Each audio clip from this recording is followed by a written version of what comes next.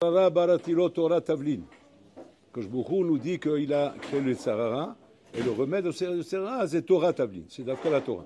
Peut-être que quand on dit que la Torah est Torah tavlin, ça veut dire qu'un homme n'aille pas faire l'erreur de dire non, c'est une Etzah be'alma, c'est un conseil, mais en vérité, il y a d'autres choses qui peuvent aider l'homme dans la vie, d'autres choses qui peuvent être mehazek oto v'choulé. Dans la Torah, c'est Gzerat HaKatuv. On te dit, baratil ça, c'est Torah. Maintenant, on sait très bien que Ezra Sofer, Sider et Aparashiot, Shel Kol Hashana, les filles à Chagim, selon les Chagim. C'est-à-dire, il a fait attention à Ezra Sofer que lorsqu'il va être Messader les Parashiot concernant les Klalot, il les a placés avant Rosh Hashanah. Avant Rosh Hashanah, que les Parashiot des Klalot viennent avant Rosh Hashanah. Kitavo, Nisavim, où là-bas il y a toutes les Klalot, là-bas, il les a mis avant Rosh Hashanah. Pourquoi? Là-bas il dit pourquoi? Remez, Tichle Shana Vikilotea, Tachul Shana ou Birkotea. De façon à dire, on a terminé les Klalot de l'année, et là on reprend maintenant avec les brachot de l'année. Donc, ça, c'est le ta'am, pourquoi Israël était messader, les parachutes qui tombent de cette manière. Maintenant, il y a une paracha, Vayelech, qui est une paracha que des années, elle tombe avant Rosh Hashanah, il y a des années qui tombent après Rosh Hashanah. Et là-bas, les Mfarshim posent la question, ils demandent, mais là-bas, il y a une klala redoutable, là-bas. Il y a une klala redoutable, Aster Panay Mehem. Je voilerai mon visage d'eux. Et là-bas, ils disent les Mfarshim, que cette klala-là, elle est keneged kol la klalot. Elle est équivalente à toutes les klalot de la Torah. Si c'est comme ça, qu'il s'agit ici d'une klala aussi chamoura, comment se fait que Ezra n'a pas fait attention d'être messader cette paracha aussi avant Rosh Hashanah, comme ça tombe de certaines années, ça tombe avant Rosh Hashanah. Pourquoi ça là il a laissé? Il a laissé qu'elle peut tomber avant, elle peut tomber après. Ma ignan chez la klala zot, et pourquoi c'est comme ça? Alors là-bas il dit que pour comprendre en vérité la réponse à cette question, il faut regarder le passou qui suit là-bas. Le passou qui suit là-bas, la klala où c'est marqué Anochi Aster Panay Mehem, et c'est marqué là-bas juste après dans le passouk, Vatem kitvu itashira azot. Vous écrirez cette chanson. C'est quoi la chanson? En shira et la Torah. On parle de la Torah, c'est-à-dire vous allez étudier la Torah. C'est-à-dire que quand un homme maintenant voit qu'il y a devant lui un chemin de Esther. Un chemin de Esther, c'est un chemin kaviachol voilé, où sa relation avec Hachem n'est pas une relation kaviachol claire, dévoilée, où tout est clair, où on comprend tout, comme si quand on a des messages d'Akadosh Baruch Hu kaviachol qui nous dictent le chemin, qui nous montrent par où on doit passer et comment ça doit se passer, v'rouler. Donc ça veut dire que bon, l'Olam kaviachol se plaint quand il est massir et panav, puisqu'il ressort du texte Rabotai, il se plaint en vérité de la misva de Limut Torah. Un homme est mitzouvé de faire les 113 misot. Les 113 misot que nous faisons font partie des misot sur lesquels Bor Olam va nous juger à Rosh Hashanah. Et donc Bor Olam Kaviachol, il regarde Erkiamta et ta misot kol Hashanah, comment tu as fait les misot, Erasita, Eritnaakta. Mais il y a un cheshbon miyuchad pour la misva de Limut Torah, qui fait partie aussi des 113 misot. Mais c'est une misva miyuchedet, sur lequel Hachem dit toutes les misot de la Torah sont des misot en soi qui vous donnent du mérite. Mais la misva de Limut Torah, c'est elle le remède du Yetzara. C'est avec elle que tu peux enlever Yetzara. Bakavala. Pourquoi la Torah est le remède du Yetzara? Pourquoi c'est comme ça? Pourquoi, je sais pas moi, bouger le loulav, c'est pas ça le remède? Pourquoi mettre les tulips, c'est pas ça? Pourquoi Dafka Limut Torah Rabotai? Parce qu'en fait, le Limut Torah Rabotai, pas comme malheureusement des fois on pourrait croire Rabotai, c'est juste pour s'acquérir des connaissances ou quoi, non. Le Limut Torah Rabotai, c'est le chibour, mamash, direct avec Akadosh Baruch Hu. Tu ne peux pas prétendre avoir un kécher avec Hachem, imata lo yoshev el omed, imata lo lomed Torah. Tu peux faire les misot, tu peux faire bien les misot, tu peux être un mamash Hassida Kadisha, faire des chumrot, des idurim, des inyanim, dans tous les sens. Aval imata lo yoshev el omed Torah. Tu t'assois pas et tu dis la Torah. Mamash kemosh sarir, birtsinut, ou be'ava, ou be'dvikut, dans ton limut Torah, tu n'as pas cette proximité avec Hachem. Et sur ça, Hachem dit, Ma'anochi Aster Panay. Je vois mon visage de toi. C'est-à-dire que, qu'est-ce qui fait qu'un homme à Botaï ne sent pas qu'il est en proximité avec Hachem, qu'il est en contact, qu'il est en ribou avec Hachem? C'est-à-dire la proximité avec Hachem à Botaï, elle ne s'acquiert pas à travers des nigunim, à travers des chants, à travers des rikoudim, des danses, ou des, je sais pas moi, tout ce qu'on entend aujourd'hui, Rabotai, plein de choses aujourd'hui qui disent, non, allez, yalla, tirkot v'yetov, tachir v'yetov, fais ça et tu vois, ça va être bien, fais cette mise-là, tu vas sentir bien, fais un peu de chassidout, fais un peu de kabbalah, on voit Rabotai que les bonhommes, ils vont pas très loin avec tout ça. La chose qui réellement donne à l'homme, Rabotai, un vrai Kesher avec Bola Olam. Un Kesher où il sent sa proximité avec Hachem, c'est l'Imut Torah, Rabotai. La proximité avec Hachem, Rabotai, c'est l'Imut Torah. On raconte qu'une fois, hein, ils se sont rencontrés, Rabotai et Kaviachol, un des petits-fils du Hafez Chaim. Ils se sont rencontrés avec un des descendants de Rabbi Akiva Eger, du Hatam Sofer. Donc vraiment, je suis un mifgash lo pachout. C'était pas un mifgash classique. C'était vraiment des bonhommes en bataille d'un yichus miurad. Ils se sont rencontrés comme ça. Et chacun il parlait de ce qu'il connaissait de ses ancêtres, de ses aïeux, etc. Il dit, mon père, c'était un lamdan, un chagdan, comme ça en train de raconter. L'autre, il racontait, moi, mon grand-père, c'était un tzaddik, il faut voir, mamash, il disait une chose, bon, alors l'ami, il faisait ce qu'il disait, etc. Et moi, mon père. Ils se sont rendus compte que le petit-fils du Hafez Chaim ne parlait pas. On dit, et toi, tu n'as rien à dire sur ton grand-père, le Hafez Chaim, c'est quelqu'un de chachouv. Il dit, oui, j'ai une chose à dire. C'est que mon grand-père, Ken, ou là, il y a gozer ou mekayem. Il dit, c'est la grandeur de mon grand-père. Ça, c'est la grandeur de Hafez Chaim. Hafez Chaim, la grandeur d'un homme, Shioshev Elomé Torah, c'est un homme qui a compris qu'il n'y a pas un privilège plus grand que celui-là, que de m'asseoir et d'être hogué à Torah Hashem. La gote à Torah Hashem. C'est vraiment se donner entièrement à Torah Hashem et que me mettre que la Torah devienne ma passion dans la vie. Ma passion, c'est-à-dire la chose qui ne représente que mon souci principal et pas un autre souci parallèle, Rabotai. Il y a une Gemara qui est très difficile à comprendre. Une Gemara que vous connaissez, qui est classique, mais très, très dure à comprendre. La Gemara qui dit là-bas que Bola a-t-il levakel din vehishbon, il a-t-il de demander din vehishbon, Rabotai, aux hommes, par rapport au fait qu'ils ne se sont pas adonnés à l'étude de la Torah comme il se doit. Ils n'ont pas été assez libérés de leur temps comme la Torah, comme le Rambam y tranche. C'est que le Rambam y tranche que la halakha, elle est qu'un homme doit étudier Bekol Zman Apanouilo. Tout temps de libre, tu dois étudier. Il n'y a pas j'ai étudié à telle heure ou à telle heure. Il y a la kviut, tu dois avoir une kviut. Mais dès que tu as un moment de libre, tu dois étudier. C'est-à-dire que le seul éther qui a de ne pas étudier, c'est parce que tu es occupé, soit à travailler, soit ça. C'est des occupations qui sont impératives, que tu n'as pas le choix de faire autrement. Mais dès que tu as un moment de libre, tu as l'omed, Yoshev et l'omed. Donc, c'est-à-dire que Hachim va venir demander des comptes à l'homme.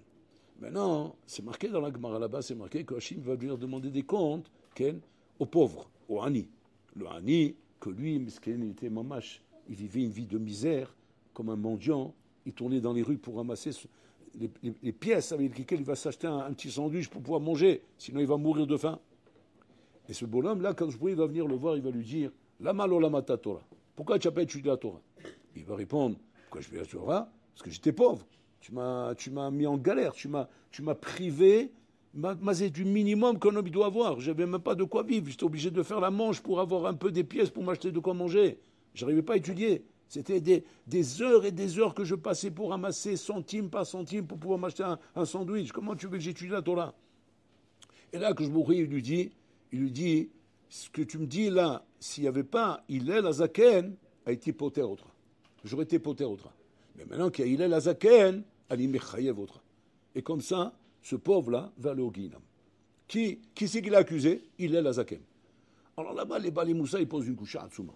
Ils demandaient, mais tu prends un clochard, oui, un clochard qui dort là-bas sous les ponts de la Seine à Paris, là-bas dans un carton. Ouais. Ce clochard-là, c'est un bonhomme qui il sait même pas ce que ça veut dire la Torah, il sait même pas ce que ça veut dire de lire une Mishnah, tellement que sa vie, c'est une vie de misère, c'est un misérable qui vit dans la pauvreté. Ce clochard, il va venir après 120 ans. Tu peux comprendre une chose pareille, que Hachim va lui dire, tu vas aller au Guinam, pourquoi? Parce qu'il aime les quatre Galecha. Tu sais qui c'est Hillel? C'est un Tana Hillel, c'est le Havoutat de Beth Shammai. Ils étudiaient avec Beth Shammai, Rabotai. Comment Hillel il peut condamner un bonhomme pareil? Hillel, à l'époque où il vivait, c'était Kodesh Kodashim. Comment tu peux comparer Hillel avec un bonhomme misérable comme ça, qui vit sous les ponts de Paris, Rabotai? Ma Kesher Benehem. Hillel, c'est vrai qu'il a vécu dans la misère. Hillel, il avait 2 pièces. Une pièce, il donnait à sa femme, et l'autre pièce, Rabotai, c'était pour payer pour entrer au Beth Midrash. À l'époque, il payait. À l'époque, ils n'étaient pas payés. Eux, ils payaient. Et donc, une fois, c'est arrivé qu'il n'a pas pu utiliser cette pièce pour entrer au Beth Midrash, il a fallu qu'il la donne à sa femme. Et donc, il s'est retrouvé sans pièce pour entrer. Il n'a pas pu rentrer. Qu'est-ce qu'il a fait, Hillel? Il est monté sur le toit du Beth Midrash. Il s'est collé contre la lucarne pour écouter le chiour. et c'était en hiver, et la neige est tombée, elle a recouvert complètement. Donc il était congelé là-bas, collé contre la vitre. Et puis, ils ont cru que le Zman de Harvit est arrivé. Et donc, ça y est, il faut. Et puis, ils ont levé pour regarder s'il fait jour ou pas. Ils voient la tête du Hillel collée là-haut. Vite, ils sont montés sur le toit, ils ont vu qu'il était enseveli sous la neige, et donc ils l'ont sorti de là-bas, ils l'ont ramené. Regardez ce que Hillel était préfet comme si au Nefesh, Rabotai, Kedelimot Torah. Et celui-là, Hillel, va être Mekatre, Galahani, Lama Atalo Yashavta Velo Lamata Torah. La même façon, la Gemara va faire le din veheshbon avec Yosef Hatzadik. Elle va prendre maintenant Rabotai le beau gosse. Ouais, il y a des beaux gosses. Et ce beau gosse, Rabotai, il va raconter à Kadosh Baruch Hu, je pouvais pas, j'étais trop tenté par mon Yetzirah, tu m'as fait trop beau, il fallait me faire moche, il fallait faire des oreilles en chou-fleur, un nez avec une patate, un truc comme ça, mais tu m'as fait un modèle fait sur mesure, un moule. Ouais. Donc j'ai du mal, j'arrive pas. Moi je mange dans les rues, les filles assises, etc. J'arrive pas, donc je suis pris là-dedans. Alors je lui dis, viens, je te montre la beauté du Yosef Hatzadik. Quand il va lui montrer la beauté du Yosef Hatzadik, l'autre il va se cacher de honte tellement qu'il va se trouver moche à côté de Yosef. Il dit, regarde les Yetzirah qu'il a eu. Et regarde comme il a remonté son Yetzirah. À cause de Yosef Hatzadik, ce bonhomme-là, ils vont finir au Guéhinam. Alors si on ne comprend pas, tu veux comparer un bonhomme en bouteille qui parle maintenant, s'est égaré parce qu'il n'a pas eu un chinour comme il fallait, tu veux le comparer avec Yosef Hatzadik. Comment Yosef Hatzadik il peut être mécadré avec son bonhomme pareil? Le troisième, c'est Rabbi Elazar ben Harsom. Rabbi Elazar ben Harsom, lui, il va condamner Rabotai tous les gens riches. Les gens riches qui vont venir dire bon, alors là, tu as exagéré, j'avais trop d'argent, là, j'en pouvais plus, je débordais d'argent. Il y en a qui se plaignent qu'ils n'ont pas d'argent, lui, il se plaignent qu'il ait trop d'argent. Et les affaires, Ilyanim, le business, Marbe Nechassim, Marbe Dagot, j'arrivais pas. Il fallait gérer tout ça. Tu m'as pas donné cette richesse pour rien. J'ai fait du bien, j'ai fait de la zakat, j'ai fait des choses. Avant, je pouvais pas m'asseoir et étudier. À ce moment-là, il lui dit à Kadosh Baruch Hu, Yavo Rabbi Elazar ben Harsom, Ikatre Galecha. C'est quoi Rabbi Elazar ben Harsom? La Gemara dit là-bas, même si on prenait tous les arbres de l'Amazonie, on les transformerait en plumes, et on prendrait tous les eaux des océans, on les transformerait en encre, ça ne suffirait pas pour écrire la fortune de Rabbi Elazar ben Harsom. Imaginez-vous un petit peu. C'est-à-dire, imaginez quelle fortune c'est ça. C'est tous les arbres de l'Amazonie en plumes, pour écrire. Et l'eau de tous les océans en encre pour écrire, c'est l'eau maspique. Maasipour. Rabbi Elazar ben Harsom Yashab be Beit HaMidrash. Il était assis au Beit HaMidrash, en train d'étudier. Ayoshev Kolayom. Il y a un nid, il est venu ramasser, il a demandé l'aumône. Et quelqu'un là-bas, il a dit, demande à lui, il est riche, il a de l'argent. Il est venu le voir, il a dit, j'ai rien. Il lui dit, pourquoi tu me mens? On m'a dit que tu es très riche. Il dit, oui, mais j'ai rien. Alors il dit, bon, viens avec moi. Il est parti avec lui, il a vu qu'il avait faim. Il a dit, viens, je crois que ce champ-là, il est à moi. Attends, je réfléchis, oui, il est à moi. Il sera même plus ce qu'il a lui. Donc il est rentré dans le champ, dans le verger. Il a dit, pour moi, un sac, eh bien, commence à remplir. Puis Tom, il est venu le chômeur avec un bâton, avec un gourdin. Il les a vus tous les deux. Il les a esquintés de coups, il les a mis dehors. Il dit, tu vois, même chez moi, je ne suis pas chez moi. Il dit, Yoshev Kolayom, je ne m'occupe même pas de mes affaires. Je ne peux même pas faire quoi que ce soit. Donc il va dire, au riche, il va dire, regarde, voilà un homme qui avait des affaires, vous connaissez. Yoshev Elomet Kolayom. Et ses affaires sont gérées par moi. Donc pourquoi tu as la malo Yeshavta? Pareil. Est-ce qu'on peut amener à Rabotai un Tana comme Rabbi Elazar ben Harsom qui va condamner un bonhomme comme ça, Rabotai? Mais il s'est perdu lui. Qu'est-ce que tu compares ça avec ça? C'est quoi la réponse, Rabotai? Le Hatam Sofer, il explique là-bas, Rabotai, qu'après 120 ans, on va dire à un homme, Nachon, que toutes tes ta'anot, elles sont Nachon, elles sont Nechonot. Toutes tes ta'anot, elles étaient censées être Nechonot. Mais ça, c'est sans que tu n'étudies pas la Torah. Avaïmate Yoshev Elomé Torah. Ma Torah, elle est capable de te donner la siyata d'Ishmaïa que j'ai donnée à Yosef Hatzadik, que j'ai donnée à Hillel et que j'ai donnée à Rabbi Elazar. C'est-à-dire que, pas faire l'erreur de dire que chaque génération avec sa grandeur, et après quand on passe de génération, il y a ce qu'on appelle l'Yeridat Adorot, et après c'est normal, qu'on arrive à une génération, on n'est pas à la même madrigote que l'époque d'avant. C'est faux ça, Rabotai, c'est faux. La Torah, elle n'a pas changé. Le Dor, il change, mais le Torah n'a pas changé. La Torah est la même que nous avons reçue au Mont Sinaï il y a 3000 ans en arrière à Rabotai. Et cette Torah, on l'a devant nous. Et cette Torah, elle est censée normalement te donner les kohot que Hachem il a donné Yosef Hatzadik à Hillel et à Rabbi Elazar. Donc au moment qu'il va dire comme ça, il va dire non, on est dans un ordre différent, le Sar est différent, c'est plus compliqué, c'est plus difficile. Sarakol, toute la raison pour ça c'est quoi? Shata lo yoshev velomed. Ta lo yoshev velomed. Si Nachinami, tu prenais la Torah et tu te mettrais à fond dans ton limut Torah, tu verrais comment la Torah elle est capable, Rabotai, dans n'importe quelle époque, à n'importe quel temps, de te donner les korot, de te dépasser et d'être à la madriga des Tanaïm. C'est-à-dire qu'il n'y a pas de temps, il n'y a pas de forme et de choses qui viennent te créer un handicap. L'handicap, c'est le fait que Shatal mivatel limut Torah, Shatal olomet Torah. C'est ça le problème, Rabotai. Donc toute la milchama d'un homme doit être avant tout, Rabotai, de s'habituer à s'asseoir et étudier la Torah. La chevet Vélimod, la chevet Vélimod. Moi, je me rappelle quand je suis arrivé avec Sébin à Rabotai, je vous raconte mon histoire. Je suis arrivé avec Sébin, hein, j'avais un gros problème, je n'arrivais pas à m'asseoir. Pas moi ça, j'avais des épines dans les fesses. La bougeotte, j'avais la bougeotte. Surexcité. Et donc, je m'asseyais 5-10 minutes, je crois que le Rav, il m'a attrapé une fois. Il m'a dit, pourquoi tu t'assois pas étudier au Beth Midrash toute la journée? Il dit, moi, j'arrive pas, moi. C'est trop dur pour moi. Donc voilà, j'essaye 10 minutes, un quart d'heure, après je commence à avoir la bougeotte, je peux tout casser. Donc je sors, j'essaie de reprendre mes esprits, je reviens, mais j'arrive pas. Il dit, qu'est-ce qu'il veut dire, tu n'y arrives pas? Tu n'arrives pas à étudier toute la journée, tu es mort. Malheureux que tu es, pas une tarte. Oh ouais, je dis, bon, ça commence comme ça, je sais pas où on va finir comme ça. Et il m'a appris à m'asseoir.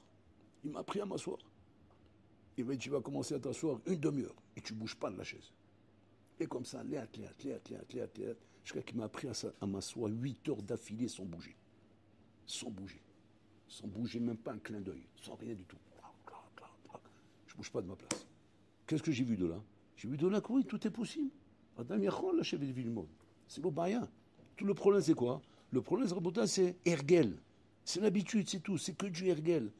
Comme on a le ergel de s'habituer aux bêtises et qu'on peut s'asseoir à Botaï des heures entières devant un TikTok, ouais, comme un abruti à Botaï, on peut rester des heures entières en train d'étudier un Tosot, sans bouger, en train de le décortiquer. Et ça, à Botaï, le corps humain, il est capable de ça. Le corps humain, ergel, targel et tasmecha.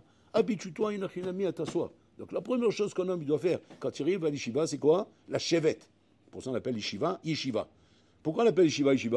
Eh ben, alors vous allez me dire, parce qu'on s'assoit pour étudier? Non, c'est pas vrai, Rabotai. Shkaraban Gamliel, ils étudiaient debout.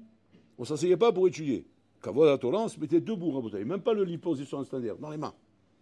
C'est l'Amida. C'est-à-dire que tu étudiais toute la journée debout. Imaginez-vous la force qu'ils avaient.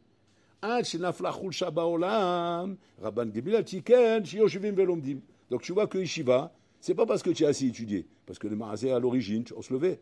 Alors pourquoi on l'appelle Yeshiva alors? Rachid explique, parce que la Yeshiva est un endroit où on est connaît l'ilmod bishuvadat. Voilà ce qu'on est connaît à l'Yeshiva. À l'Yeshiva, on apprend à étudier bishuvadat. C'est quoi apprendre à étudier bishuvadat? C'est quoi étudier bishuvadat? Il dit les Mfarshim, étudier bishuvadat, c'est pas shoot, apprendre à se déconnecter de la mitzvot qu'il y a dehors. Se déconnecter du monde extérieur. L'itnatek mi'olam hachutzi. À l'Yeshiva, je me rappelle, on cherchait les batlanim pour aller acheter un stylo ou un crayon. C'est-à-dire qu'on ne sortait pas de l'Yeshiva. On avait besoin d'un crayon, d'un stylo, bien d'un petit bamba pour Shabbat, comme ça. Qui on cherchait? Les batlanim. Ceux qui, de toute façon, ils sortaient. Alors, Zenene, Vezelo Hazer. Donc lui, il sortait, nous, on ne bougeait pas. On restait assis à Bouddha. On ne sait pas où. C'est quoi? Mitnatkim. On est mitnatek de l'habitude qu'il y a dehors.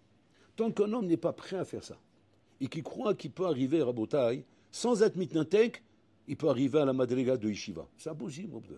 Ramon Kolder dit c'est comme faire bouillir un œuf, 1000 heures, où toutes les minutes tu relèves la casserole. 1000 heures, l'œuf ne sera pas cuit encore. 5 minutes d'affilée, il sera complètement cuit. C'est quoi la différence? La différence, c'est qu'il n'y a pas ratsouf. C'est pas ratsouf, il faut que ce soit ratsouf. Il faut que ce soit continuel.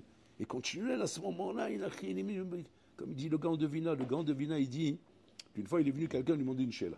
Une sheila, piquoir nefesh. Le Gaon de Vina, il dit, tu sais très bien que moi, je n'ai pas de kabbalat kahal et je ne réponds pas aux sheila des gens. Il dit, mais pourquoi? Vous êtes le Gaon. Pourquoi vous ne répondez pas aux sheila des gens? Il n'y a pas mieux que vous pour répondre. Il dit, parce que moi, j'ai une méthode différente pour répondre. Il dit, c'est quoi votre méthode? Assis-toi avec moi 6 heures et après on écoute ta sheila. Il dit quoi? Il faut que je m'assoie 6 heures avec vous pour... Oui. Bon, ça va, c'est un privilège d'asseoir avec le Gaon. Donc il s'assit 6 heures avec le Gaon. Au bout de 6 heures, il dit, c'est quoi la sheila? Il dit, j'ai plus de sheila. J'ai plus de questions maintenant. C'est que toutes les questions qu'on a dans la vie, tous les problèmes qu'on se pose dans la vie, c'est parce qu'on n'a pas Kabbalat Ol Malchut Shamayim. On n'a pas Kabbalat Ol Torah. Et là, nous, Ol Torah, Rabotai. Si on a Ol Torah, on les cloum. Alors, Moshe Feinstein, Rabotai, quand l'armée russe l'a appelé pour l'enrôler dans l'armée, il s'est dit, waouh, et là-bas, attention, l'armée russe, c'est pas comment dire, les convocations françaises. Bon, je dis en France, il n'y a même plus d'armée, c'est fanfare la tulipe en France. Mais là-bas, on parle l'armée russe, c'est les Cosaques. C'est des têtes brûlées là-bas. Là-bas, Habibi, on te convoque, va pas t'amuser à te dérober parce que là-bas, Habibi, c'est fini, il t'envoie en Sibérie. Donc il est parti. Mais qu'est-ce qu'il a fait à Moshe Feinstein? Sur la route, il s'est arrêté à Radin, il est passé chez Hafetz Chaim. Il est passé chez Hafetz Chaim. Il dit, voilà, on m'a appelé à l'armée. L'armée en Russie, c'est pas 2 ans, 3 ans, c'est 20 ans. C'est le bon, on l'appelait à 18 ans, il sortait de là-bas à 38 ans. Sa fille, elle est morte. Sa vie, elle est morte. C'est fini. Il a fini sa carrière, il a tout fini. Maintenant, lui, il était, Raoul les Galtoutes. C'était un monstre. C'était un monstre de Torah. Il s'est dit, bon, Shalom, quel gâchis. Je vais finir là-bas comme ces têtes brûlées, là, ces Cosaques. Chez Malhaim, c'est pas pour moi, ça. Il était voir le Rav Esraïm. Rav Esraïm, il a dit, il n'y a pas de sgulot, il n'y a pas de brachot. Il y a une chose. Alors il dit, Ken, alors c'est quoi la sgoula? Il dit, voilà. Si tu mets kabel sur toi le Ol Torah à 50%, il y aura 50% qu'on peut te déranger. Si tu mets kabel à 100%, on ne peut pas te déranger même pas d'un microseconde, d'un micro-pourcent. Il a compris. Il n'y a pas de problème. Il a pris sur lui Moshe Feinstein, Kabbalah, Torah à 100%. On sait que Moshe Feinstein, on sait comment c'était un matmid, Shagdan, hors norme à Boutaï. Il a fait 700 fois le chasse, 350 fois le Shulchan Aruch. C'est des monstres. On ne s'imagine pas à Boutaï. Il finissait chasse Mishnayot tous les ans comment? Be'alicha le'aliyah la Torah. Sur le chemin pour aller à la Torah. Moi, c'était mon Rav Shlomo Zalman Robin Rabotai. Il était Messader une choupa. Il devait organiser la choupa. Et bon, comme ça arrive des fois, on y m'tacave un petit peu, donc ça traînait un petit peu. Et moi, je le suivais pour apprendre. Chimouche, il faut apprendre. Il avait une petite macérée comme ça, pliante, comme ça, de poche, comme ça, dans sa poche. Mais il s'est mis dans un coin comme ça. Macérée de chevaux, j'ai vu. Macérée de chevaux, comme ça, il a pris. Comme ça, et tu vois, il tournait les pages comme ça. Il termine comme ça. Qu'est-ce qu'il a fait, celui-là? Parce que c'est comme ça qu'on fait une macérée. C'est pas reçu. Alors j'étais rattrapé. Il dit, franchement, vous ne me connaissez pas, je ne vous connais pas, je suis un rouspan. Mais si on n'est pas rouspan, on ne peut pas apprendre. Et nous donc, comment vous étudiez la Gemara? C'est quoi ça? Il dit, on ne peut pas étudier comme ça hein, quand on n'a pas fait suffisamment de chazarot. Mais quand on a fait plein de chazarot, chaque amoud, il est mis sous l'âme dans ma tête. Il est photographié dans ma tête. Donc je sais très bien qu'est-ce qu'il y a là. Si pitom je sens que le tsiloum, il n'apparaît pas, ça veut dire que là, il y a quelque chose qui m'a échappé. Alors là, je m'arrête. Mais sinon, c'est clair dans ma tête. Et comme ça, le bouteille, il descend les macertotes. Il répète. Donc on boucle, en s'assurant que quoi que la macerette, elle le met sous les mètres dans sa tête. Que le tsiloum, il passe. C'est-à-dire, genre, tu passes au scanner, c'est bon, validé. Ça passe au scanner, la bouteille. C'est comme ça qu'on avance. Beaucoup de chazarot, beaucoup de inyani, pour que la chose reste bien enracinée dans son crâne. Donc, quand Moshe Feinstein, il a compris le message du Rav Esraïm, il a dit, je prends sur moi. Il arrive là-bas. C'est lui qui témoigne. Hein.